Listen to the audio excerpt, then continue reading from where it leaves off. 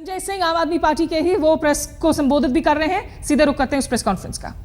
संगठन निर्माण में उनकी भूमिका के लिए उनको जिम्मेदारी दी जाएगी।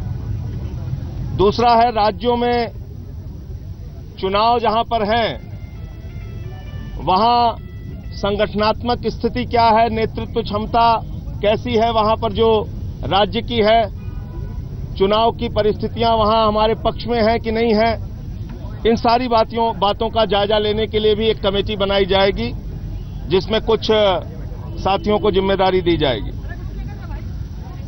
तीसरा है वॉलंटियर्स के इन्वॉल्वमेंट और उनकी ट्रेनिंग। वॉलंटियर्स का इन्वॉल्वमेंट संगठन और पार्टी के कामों में, कार्यक्रमों में कैसे हो, और साथ ही साथ उनका प्रशिक्षण किस प्रकार से हो, इसके लिए भी कमेटी बनाई जाएगी।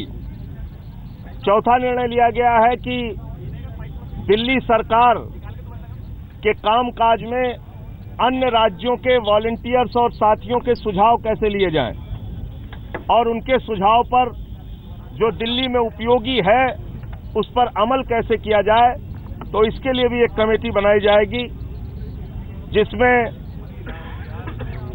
जो सुझाव आएंगे साथियों के उसमें जो उपयोगी सुझाव होगा वो दिल्ली सरकार अपने अमल में लाएगी। पांचवां जो महत्वपूर्ण निर्णय हुआ है, 22 अप्रैल को भूमि अधिग्रहण बिल के खिलाफ पूरे देश के आम आदमी पार्टी के कार्यकर्ता, पार्टी से जुड़े हुए किसान दिल्ली की संसद का घेराव करेंगे और देश के अलग अलग राज्यों से कार्यकर्ता और किसान संसद घेराव के लिए दिल्ली आएंगे।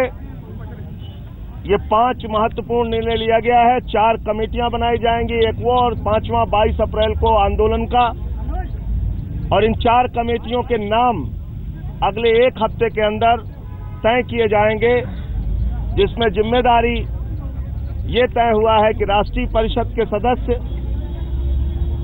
राज्यों के हमारे साथी, पीएसी के सदस्य और राष्ट्रीय कार्यकारिणी के सदस्यों को जिम्मेदारियां दी जाएंगी, और ये अगले 1 हफ्ते में हम लोग कमेटियां तय करेंगे। जिन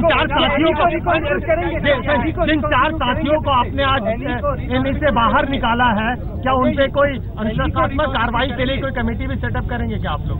अब उसके लिए जब राष्ट्रीय कार्यकारिणी बैठेगी तो फैसला होगा। जो राष्ट्रीय परिषद का फैसला था वो मैंने आपको अभी उसका एक और सवाल, शेहरावत ने बहुत साफ कहा